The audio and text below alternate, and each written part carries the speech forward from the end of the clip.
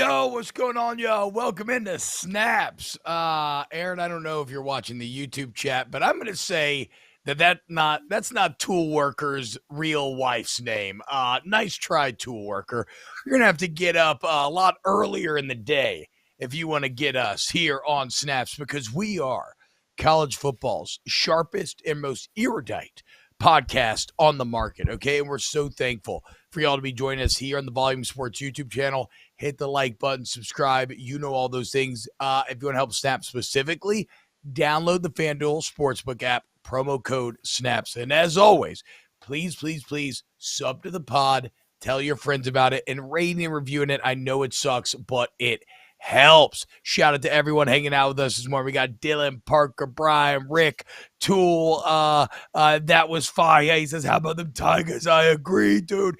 Aaron Murray, how are you feeling this morning? Welcome in. Happy Monday, my friend. How we doing?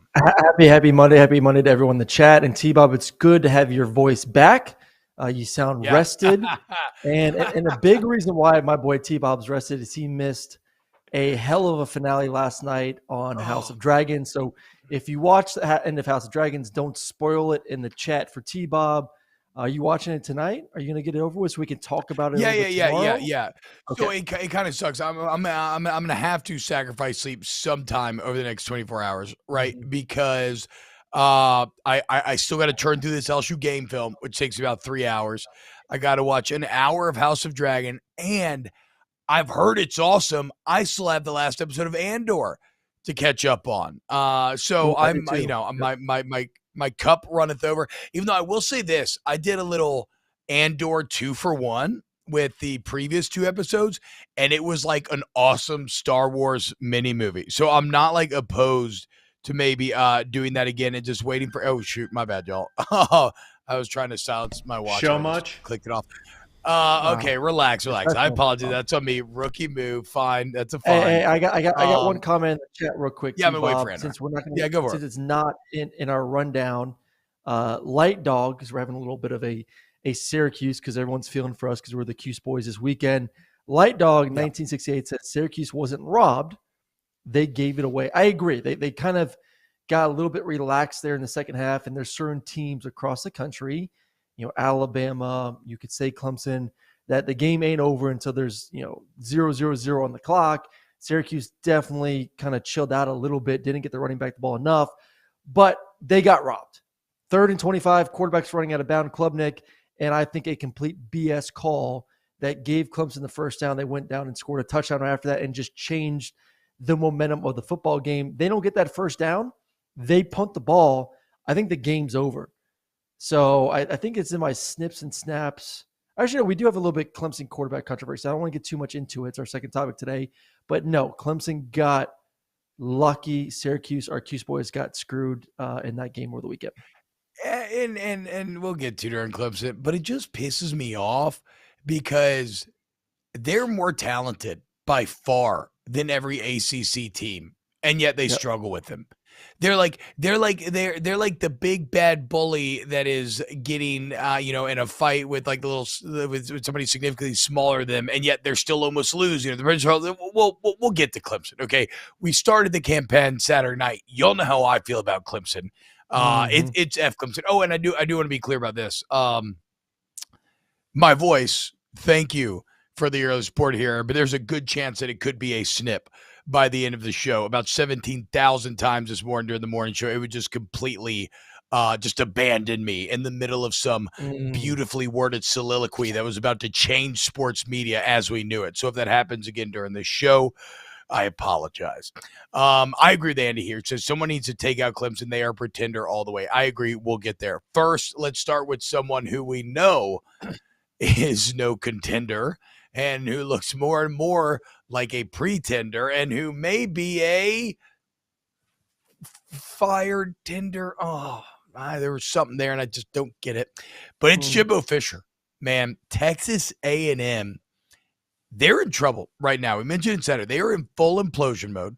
I've seen how quickly these things can happen. I watched it firsthand with LSU following the greatest season of all time. I watched, Dan Mullen in Florida blow up a year removed from nearly being in the playoff themselves, right? From taking the Alabama team to the brink in an SEC championship. These things can end fast, and they can end irrationally. And you know what doesn't help? Quotes like this from Jimbo Fisher. After the games, he said, quote, this after losing to South Carolina, and let me preface it with this, Aaron. Losing to South Carolina where the score wasn't as close as it looks just looking at it, right? I mean, like, South Carolina scored to put that game away and go up 14 with a couple minutes left in the game. That was not they get the onside and everything, so credit to them, whatever. But that was not a 7-point game. South Carolina beat A&M well. And Jimbo, after the game, said, quote, we are right there. It's not like we're getting ran out of the stadium. We are right there. It's not like we're getting ran out of the stadium. When you're talking about losing to a South Carolina team that does not have, if you just look on recruiting boards, does not have barely maybe even half the talent of what you had. And I saw somebody else talking about it, and they kind of were, it brought up the Mullen quote where he kind of rolled his eyes at recruiting, or the Mullen quote where after they lose to Kentucky, he talks about, well, we outgained them yardage wise. That is unreal. And I get it. It's human. He's like, we barely lost to Alabama. It's unreal that after South Carolina just bullies you and handles you, South Carolina, you're Texas A&M, that you're going to sit there and say, well, it's not like we're getting run out of the stadium. Like, we played them pretty good, right? That's not the expectation, Aaron, when you get $100 million. No, well, I guess you can make the excuse too that Appalachian State didn't run you out of your own building too. So I guess if you want to play that game, congratulations. App State did not completely run you out. They only won by 3 points. It's okay. Just a Fun Belt team coming into your home stadium, 100,000 people, and won that game 17-14. No, there are some real issues at Texas A&M, and it starts obviously on the offensive side of the football. I think this is we're beyond the breaking point. Like we hit the breaking point. I would say maybe after that App State game where you only scored 14 points against that football team, you score 17 versus Miami, and Miami is completely imploded. You score 23 versus Arkansas, who's struggled outside the football. You lose to Mississippi State, you lose to Alabama, and then now you lose to South Carolina, who, credit to them, has gotten better and better this season. They are much improved from what we saw versus Georgia, I believe, week 3 of the year. I don't care. You're A&M. You got 4 and 5 stars. You got a coach who's getting paid, like you talked about, $100 million. It's there should not be this sort of excuse. So we are once again past the point of discussing, does Jimbo need to bring in someone new, someone younger, someone more innovative to spice this offense up. And it needs to happen. He needs to put pride aside. He needs to be the CEO. He needs to run the show, because I think he'd be a great CEO. I think what his personality is, I think he'd be tremendous of just dealing with everything besides the X and O's. The recruiting, we know he can do well there. The dealing with boosters, boosters absolutely love Jimbo. I think they love him. They loved him before the losing season right now. They did. They loved him before this year, yes. Yeah, they love him for this game. He can win that back. I have no doubt about that. Just let him be the CEO, and then let someone else who's more innovative come in there and run the ship when it comes to the X and O's on the offensive side of the football. If he can humble himself enough to do that, there is no doubt that A&M has the guys on that roster to make a quick turnaround. It's just, can he be that kind of guy? Well, let's say he can't be. Will he humble himself enough to do it? Well, and that is the $100 million question. I think at this point, what is it, like 80 or 90 million if you wanted to buy out Jimbo? But honestly though, Aaron, the scenario you just laid out is why I'm not. I still, after all this bad, I still cannot bring myself to believe that Jimbo's going to get fired here. The price is too high, and again, his strengths are still there when it comes to running the college football program as a whole. And I think this Texas A&M fan base, after investing so much into this class, is really, really wary about letting this highest rated ever freshman class of all time potentially shatter, which is what you would be inviting were you to move on, unless things have just gotten so toxic. I mean, that thing is not like being in the A&M bubble. Maybe there's all kinds of stories about how, like, the players hate him and it's untenable and they need to move on. I haven't heard any of those whispers. That could change the calculus that I'm doing here. But no, to me, it's exactly what Aaron said. Jimbo CEO, get a good, great young OC, empower him, and use all of your experience as well to kind of help develop him. And you could maybe still save this thing. The only thing that he has to do now, and we said it last week, Aaron, he may have to staunch the bleeding. Because if this stuff gets too bad, all of this rationality that we're trying to espouse right now, like if it gets too bad and they continue to lose and they don't even make a bowl game, all of this rationality could go out the window. Well, I think that the problem is if they don't make a bowl game, then because Dan Mullen, I'm happy you brought Dan up. Dan, the year before he got fired, was in the SEC championship game. Took Alabama to the brink. I mean, the closest anyone played Alabama that year. I mean, almost won that football game. Next year comes around, things aren't great, and then Dan gets canned. Right now, you look at A&M, 3-4. So you got 5 games to go. You have to win 3 of your next 5 games in order to get to be bowl eligible. You got Ole Miss this weekend. I know Ole Miss did not look great this past weekend versus your Tigers there on the road. Ole Miss is a better football team than A&M. I expect Ole Miss to win that football game. Yes. Florida. We'll learn about what Florida looks like versus Georgia a little bit and see if Georgia kind of stomps them out or not. But I would say right now Florida's a better team than A&M. You get both those games at home, but I still think you're not the better football team. At Auburn, I would say right now going on the road, I would pick Auburn to win the football game. UMass at home and then LSU at home. So luckily you get 4 of your next 5 games in your home stadium. So I think that obviously is a big plus. But It's hard for me to say right now that there are 3 wins left on that schedule. So now all of a sudden, if you are 5-7, is that enough for people to say, okay, this is embarrassing? We are A&M, we're paying this money, we have these type of recruits, and we can't even make a bowl game. Do we look to move on from Jimbo? And a couple of names that came up to my mind, if they were to move on from Jimbo, and the issue is you're going to have to pay him $90 million, and then you have to then commit to get any one of these guys, or at least 2 of these guys, you have to then commit probably $9-10 million to these guys. Yeah, they know. Guys they know the money. So it's a lot of money to spend on, 1, getting rid of Jimbo, and then 2, bringing in a new head coach. But these are the guys that I would go after if I made them, because you do have the brand, you have the money, you have the facilities, you have the recruits. You're in the SEC West. You got everything going for you. You can get whoever you want. Urban Meyer, Hugh Freeze, Alex Golish, the OC for Tennessee. Those are my 3. If for some crazy reason, say A&M loses 4 of their next 5, which once again could happen. They lose Ole Miss, they lose to Florida, they lose Auburn, they lose to LSU, they only beat UMass. They're 4-8. If they're 4-8, I think it becomes a real conversation. Do we bite the bullet and move on? And those are kind of the 3 I would look at if I was going to get a new head coach. Okay. A lot to get to here. Bama Boy says A&M needs a $90 million PPP loan. That's very funny. Parker Horton saying, go get Bielema back. Bring Brett back to the West.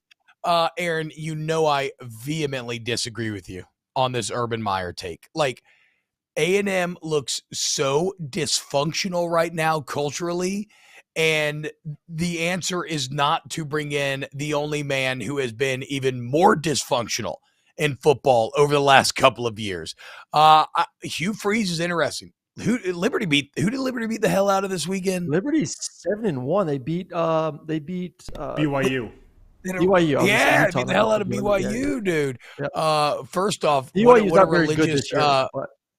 No. But the Falwells love getting one over on the Mormons. I mean, that's why they're paying us. Well, here's the deal, though. Hugh Freeze is a man of faith. He's very upfront about that.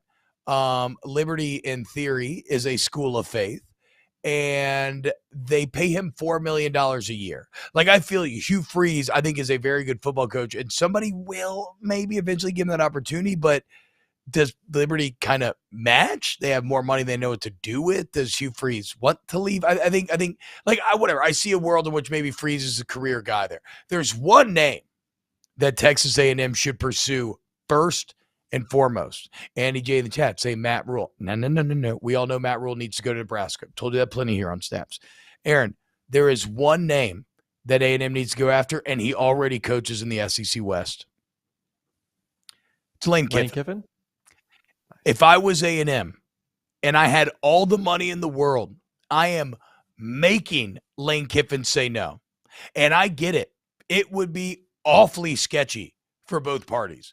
Well, sketchy in terms of like PR, right? Because after all of this come to the SIP that Lane Kiffin has built up at Ole Miss, for him then to leave the SIP simply to go to College Station for more money and better players and facilities and everything like that and support and whatnot, that would be a direct commentary against everything that he sold recruits and transfers over the past couple of years.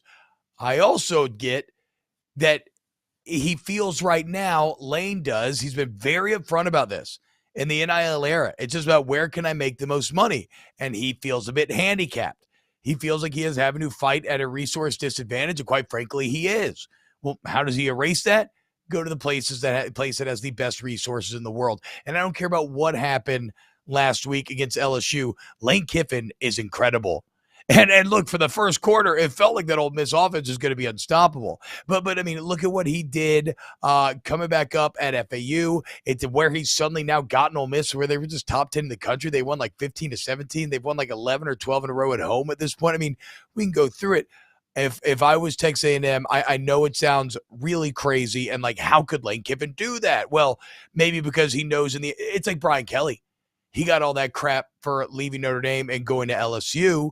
Hey, but now that they're winning, you're seeing the Brian Kelly positive spin stories start to get put out there, and a forgiveness of leaving behind his people. So like Lane would have to bank on eating a lot of shit in the short term, knowing that if he won, it would be all good in the end. But I think that makes, I mean, I don't want to see that, but if I was A&M, I would. I think that would be the first person the first person I would make tell me no before I go on to other options.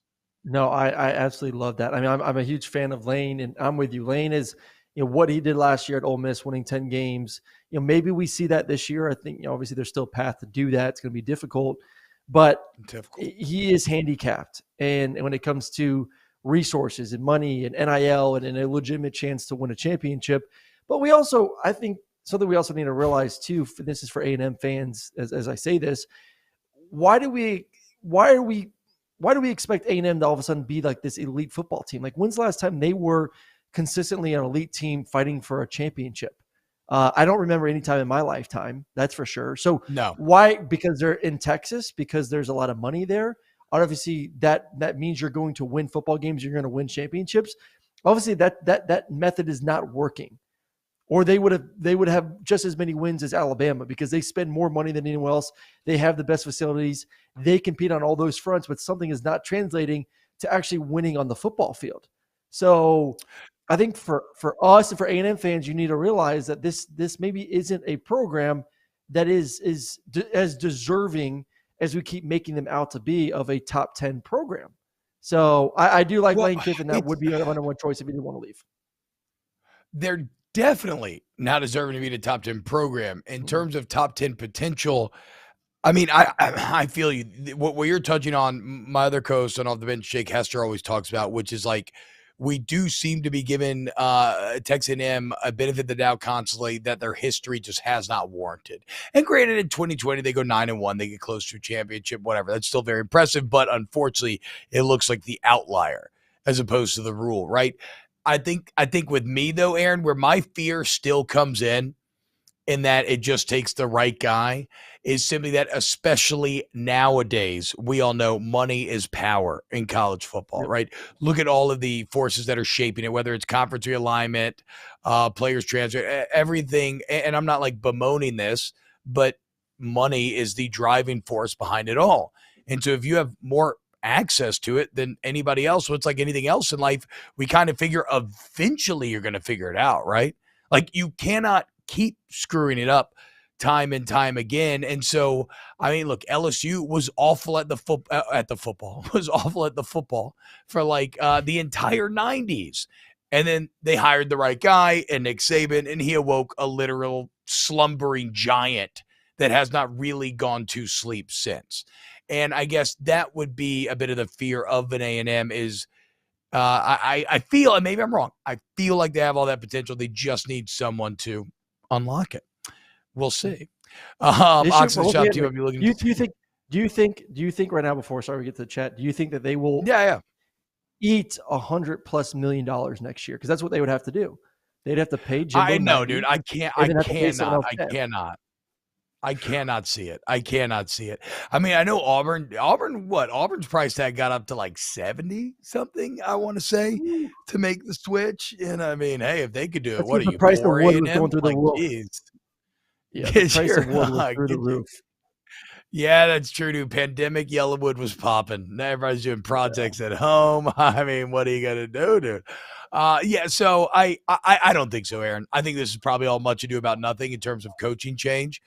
But you know what sucks? They probably do have the full assistant clean out coming, which sucks for the assistants, and that's always such a brutal red flag that stuff is not going to work out in the end. Like, it's very rare that the coordinator firing ends up getting it done, but we'll see. Ox in the shop, T-Bob, you looking and sounding a little better than you did Saturday night? Yeah, fair, man. Slept 7 hours Saturday, 6 hours last night. I am feeling chipper today.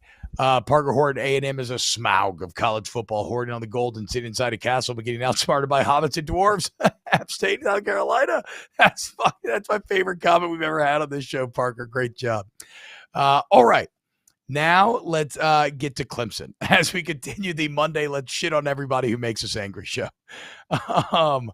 Clemson beats our Q's boys.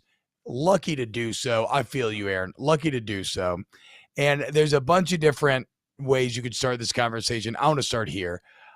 I just don't think, and this is why I get so angry, and I'm yelling that I do not want Clemson in the playoff whatsoever, especially like I would take a one-loss conference champion out of any of the other Power Four over an undefeated Clemson, because I just don't think they're a very good team relative to the other big dogs, right? And what sucks is I think relative to the rest of the ACC, they are.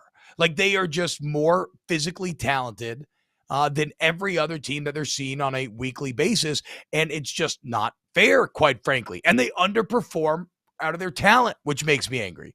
I don't feel as if they're getting the most of them right now either. So they're basically like someone that's been held back for 2 years, just bullying kids on the school playground. Well, what happens when the 15-year-old has to play with other 15-year-olds, okay?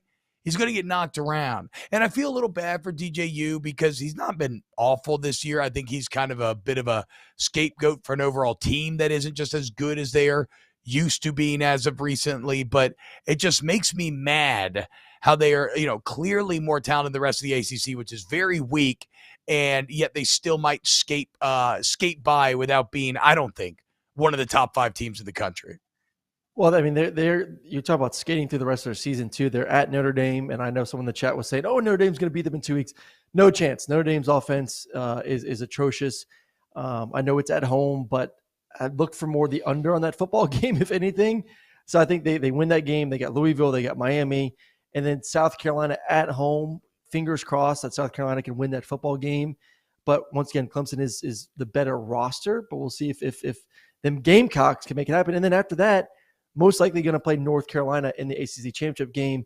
It just sucks. It really does, because you said it, T. The schedule's horrific.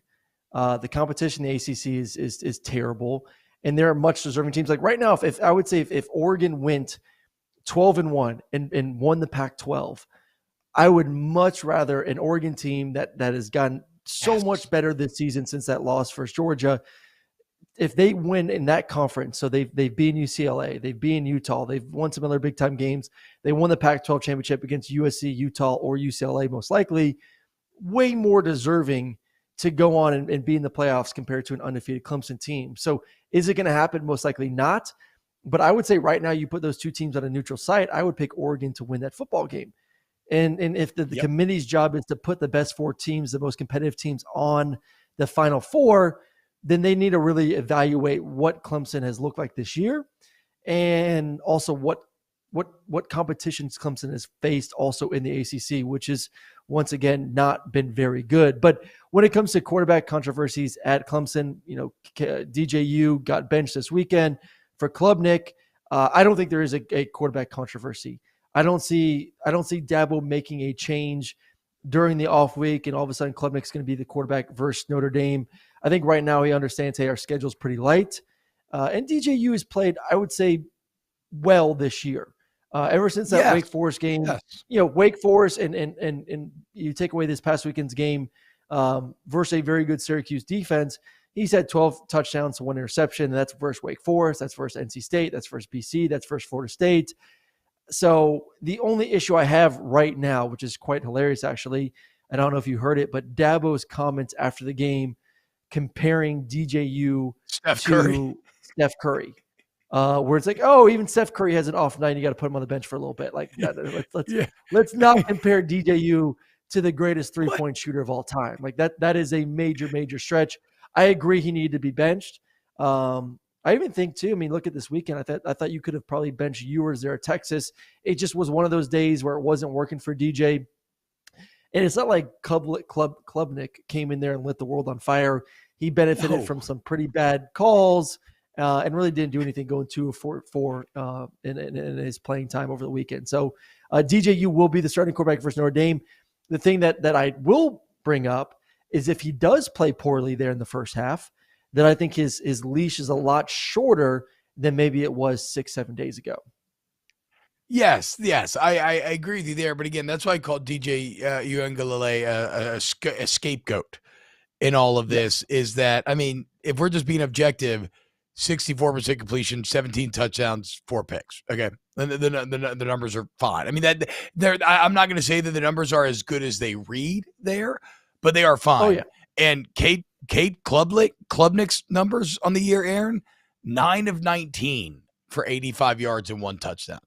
I mean, I get it, small sample size, but it's not like he came in and led the comeback the other day. Like you said, it was 2 of 4.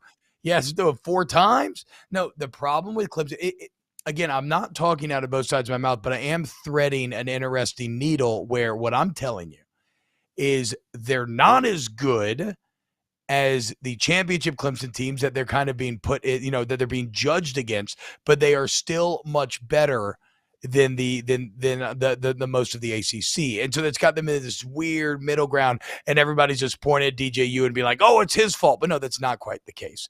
I'm just down on the ACC as a whole right now. Y'all know this.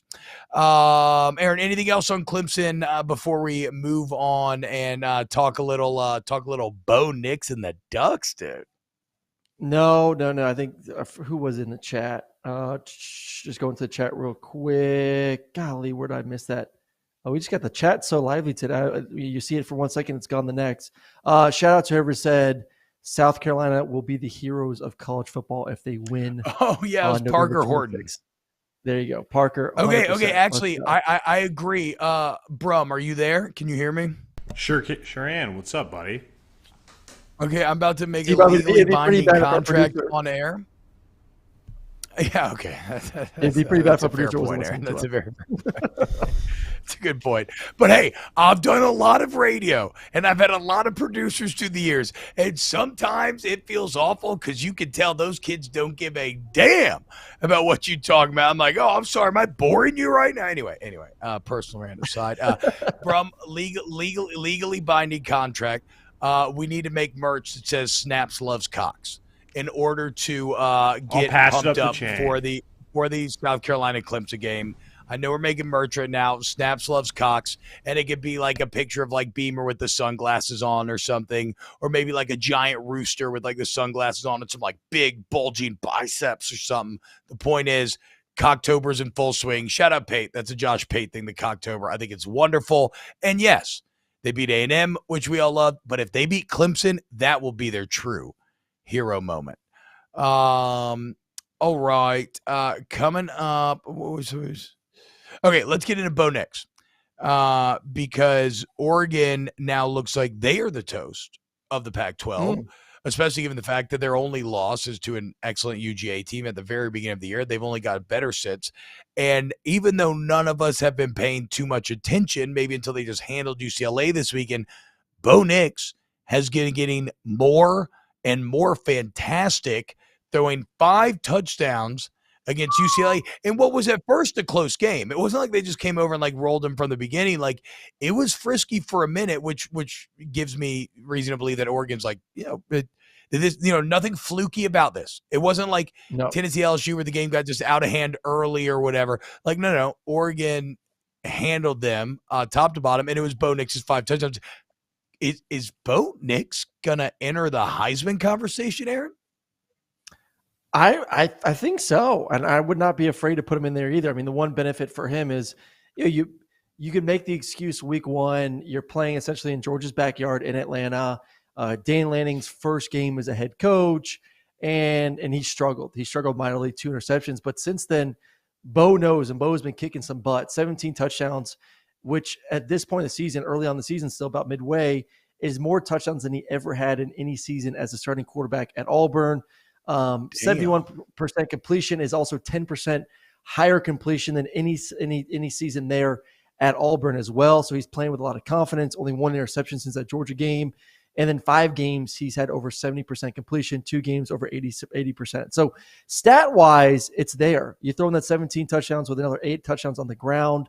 And then you also make the case that the Pac-12 this year is extremely competitive, which it is. From Oregon to USC to UCLA to Utah, this is a very, very good conference. It is a competitive conference.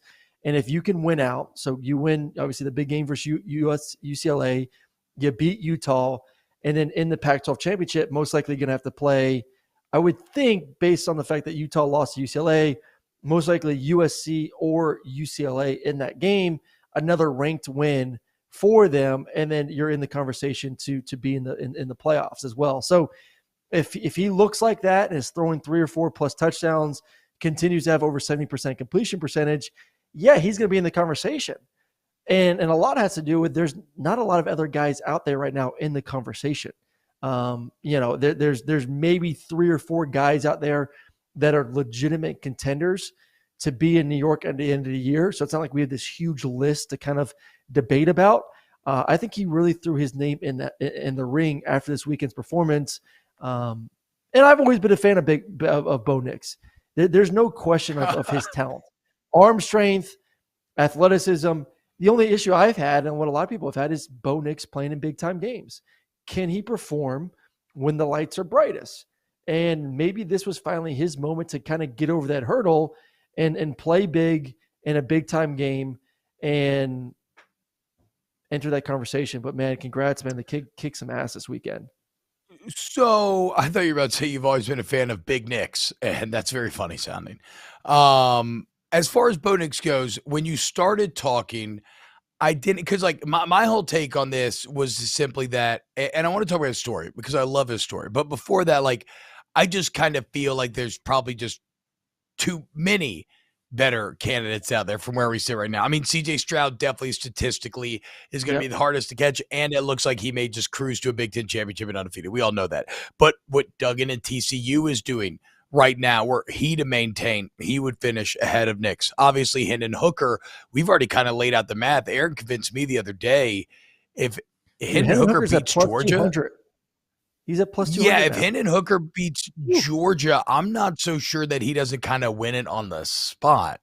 As we said, like, even if he would go on to lose in the SEC championship, he'd still have a great chance. And then, Aaron, that doesn't even get into your other dark horse pick, Blake Corum, who, don't look now, national I think Blake or 13 CJ, rushing touchdowns.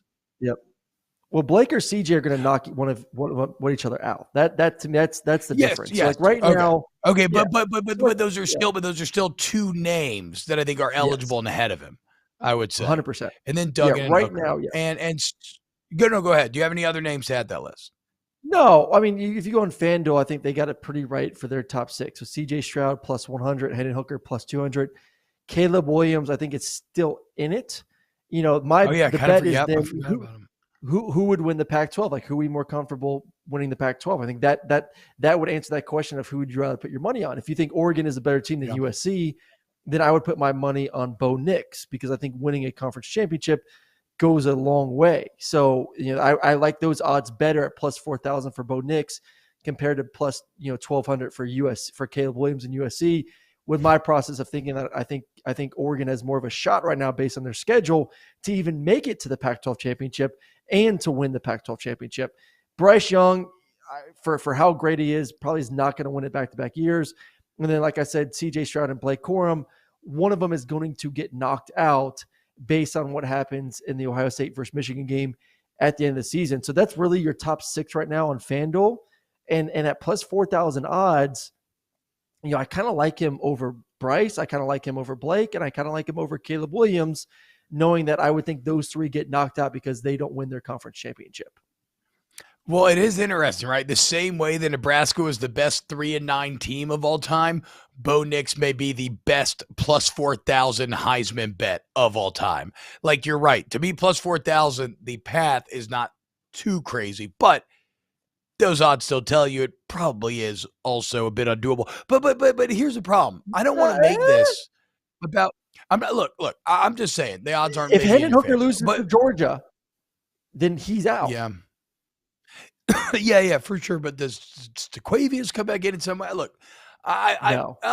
And okay. And my main counter argument against Nix winning was going to be the numbers, but I heard you mention his rushing touchdowns. I didn't realize that was that high. And right now, if you look for total touchdowns in the country, CJ Stroud's first at 28, Bo Nix is 5th at 25, and none of the other names in between really matter, right? It's Austin Reed from Western Kentucky, it's Daquan Finn from Toledo, and then it's Drake May from UNC, who we all like to watch play, but is not going to win the Heisman. So there's a number of arguments, but I don't want to talk about what Bo Nix is not going to do or can't do, because I love his story. He had a ton of pressure going him at Auburn, as someone else who has been a beneficiary of nepotism and all the good and the bad that comes along with that. He goes to Auburn. He has a resume there with his father being a former Auburn Tiger quarterback. And by the end of it, he's essentially run out. And despite starting from freshman year on, he never really does anything that good while he's there. Well, then he goes to try to find his fortune in Oregon. He gets run out of the stadium week 1 against Georgia. He's being called Bo Picks, Bo Licks, Bo Dix, Bo everything. I mean, the nicknames go on. And all he did was keep working. And now he is being rewarded. He has been fantastic since that Georgia game. His team's been fantastic. They're 8-1. They're looking like they could win the Pac-12. Like, I don't care if Bo Nix doesn't win the Heisman. This is still just a really impressive and inspiring performance from Bo Nix, resurrecting his career and showing you, you know what, maybe I wasn't the problem. Maybe I wasn't put in the best position to succeed. What happens when you put me in a better position? I'm a much better player than you thought.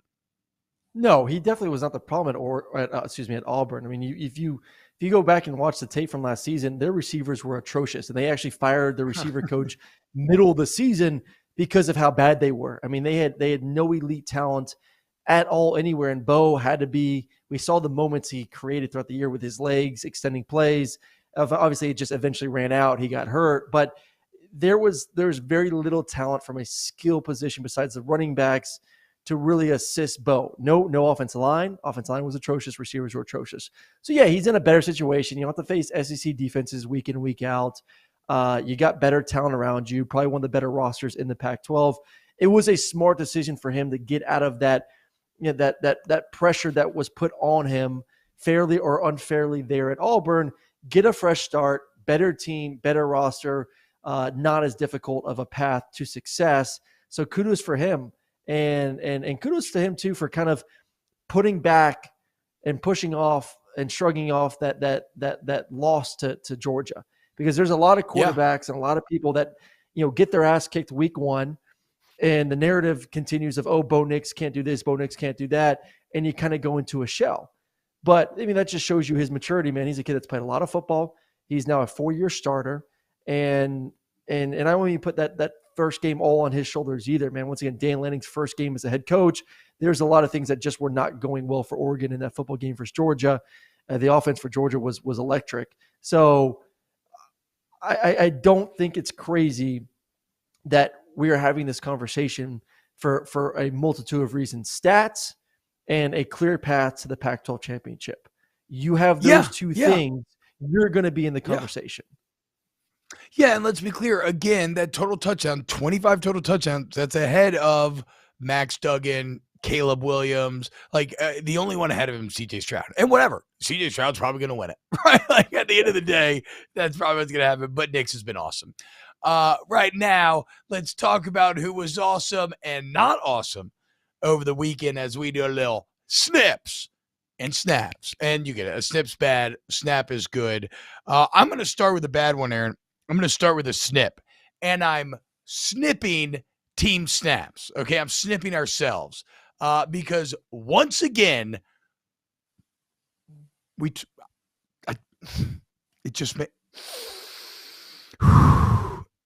once again, we talked our way into Texas, dude.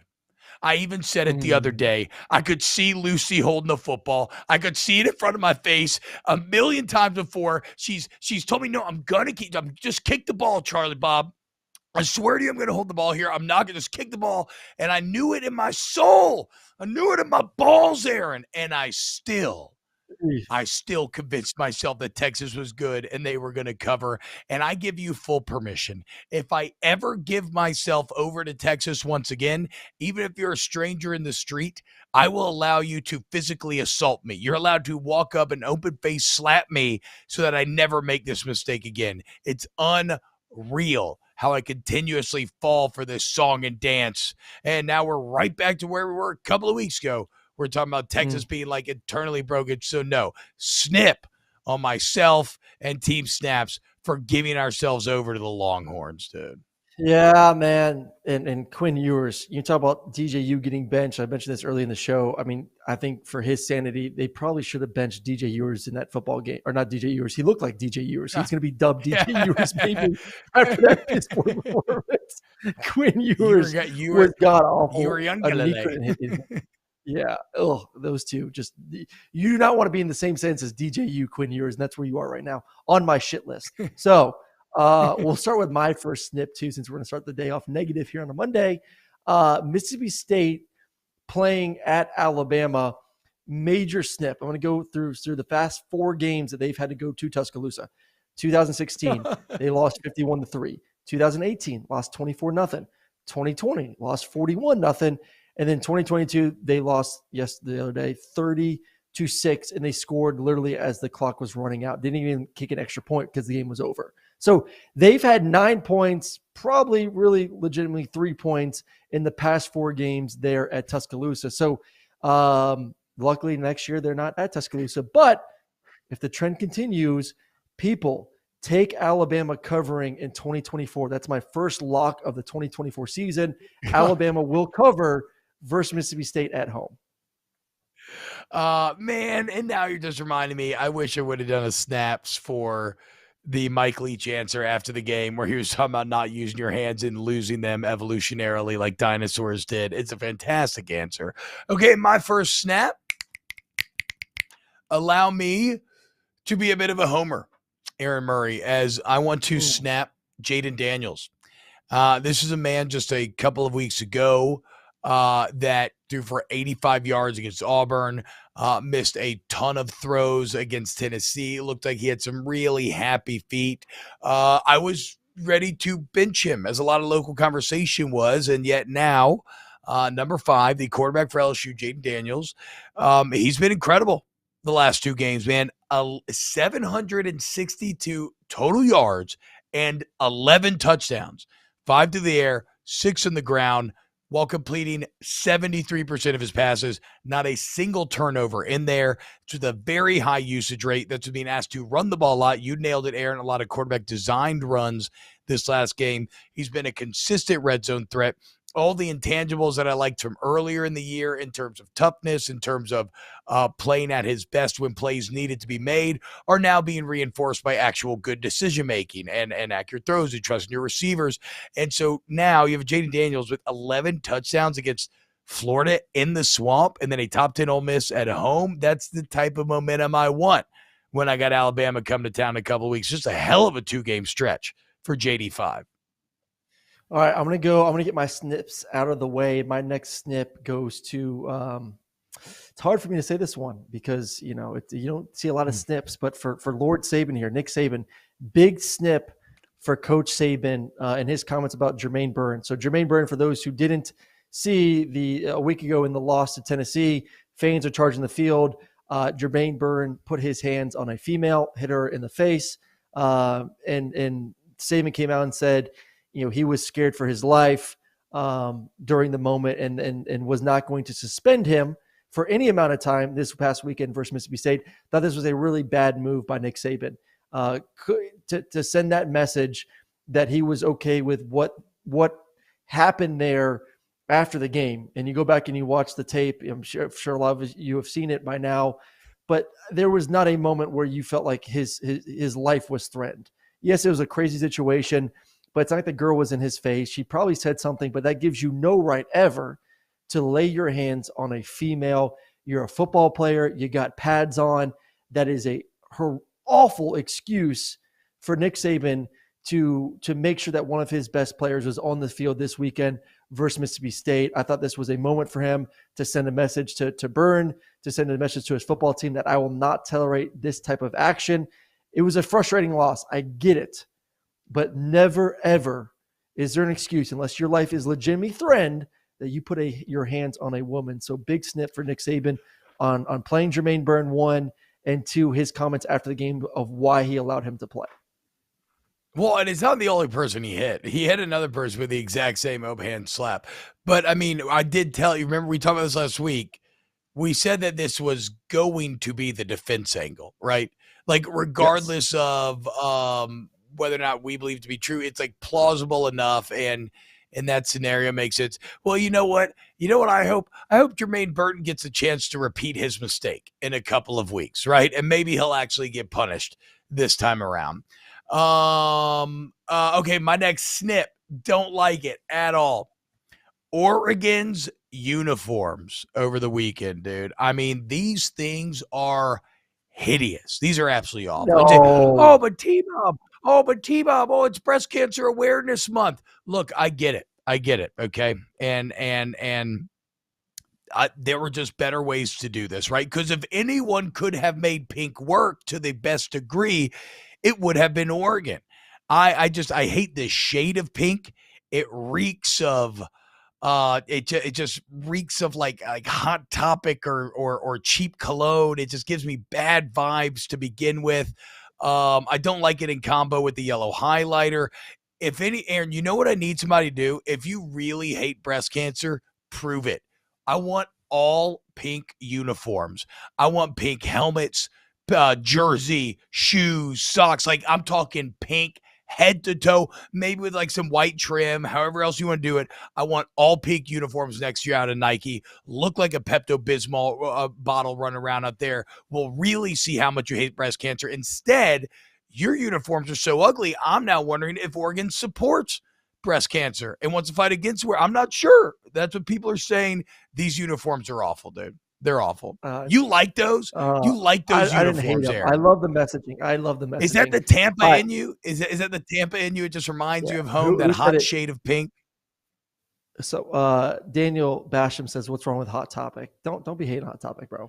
All right, let me get my one snap of the day, so I can end this show on some positivity. I'm going to go to Ohio State's defense, number 2 defense in the Big Ten. Now, they haven't played anyone. And I know they just got done beating Iowa, but I think the big concern was Iowa's so bad on offense that if Ohio State doesn't play well on that side of the football, are they that good? And is this the whole? But no, they dominated. Only gave up 158 yards total, only 3 points. That's 7 points to make it 10 was Iowa scoring on the defense side of the football. So this Ohio State defense is really and truly much improved from a season ago, which is scary. Because we compare them to, say, Tennessee, because they're 2 of the best offenses in America. I would say you could throw both of them equal offenses, that they're both elite on that. Great quarterbacks, can run the football, great talent on the outside. They're the best of the best of the best. The difference is defense. And I will say Ohio State's defense is far superior than what Tennessee has on that side of the football. So right now, and this is why I continue to have Ohio State as my number 1 team in the country, is because they, at the moment, are the most complete team in the country, playing well on offense and also playing well on the defensive side of the football as well. So big shout out to Ohio State and that defense as they keep rolling this season. Look, if you're going to snap my snip, allow me to snip your snap.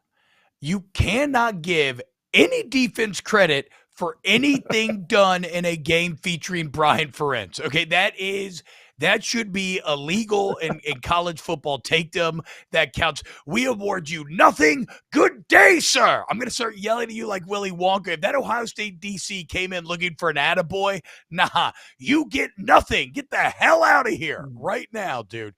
Do it against somebody who has a pulse. You essentially just ran up to a dead body and kicked it in the ribs. We're like, look at what I did. You did nothing. Get the hell out of here. Might ask snap. Shane Beamer and the Cox, dude. We didn't get to talk about as much one, but ranked 25. Winning on the road to Kentucky, at home against A&M in convincing fashion. Should beat Mizzou this weekend. If you do, you move to 6-2. The team's improved. It's grown. South Carolina traditionally is like the worst place to win ever. I think Shane Beamer's doing a hell of a job. And then also kind of like, I know this isn't Beamer, but Max Olson from The Athletic had a great point. Think about this. These are first-year coaches who had great weekends. Dan Lane at Oregon, Sonny Dykes at TCU, Brian Kelly at LSU, Mike Elko and Duke beat Miami, Kalen DeBoer Washington moves to 6-2 after beating Cal, Texas Tech and Joey McGuire blow out West Virginia 40-18, Jim Leonard beats Purdue 35-24. Like, if you're a first-year coach and you're not named Mario Cristobal, you had a very good weekend. Not you, Mario. You're a snip. Because did you see the Duke players horns down in the U? Love that. That's bad, man. And then they also you lose to Duke, you got blown out of your own building, which is not a great place to play for home games in the first place. 45-21 against Duke. That has to be pretty close to an all-time low for Miami. I mean, I don't know what's worse. Actually, I guess it is. Losing to Middle Tennessee State at home is pretty bad. No, but I feel you. In a way, Duke is worse, Duke. Especially when they're taking the U and snapping it over their knee as they go into the end zone, dude. Like how the mighty have fallen, but a shade of their former empire. All right, we got to go. Aaron Murray, thank you so much, man. As always, have a great show today. Huge thank you to Ryan Brumley, our excellent and fearless producer. Huge thank you to FanDuel for making this all happen. Sign up FanDuel Sportsbook app, promo code SNAPS. Catch us on AMP at noon tomorrow. And remember, please, please, please like the pod, sub to the pod, spread the word about the pod, rate and review it. That can help do it as well. We love you all so very much, and we'll see you tomorrow for some more snaps.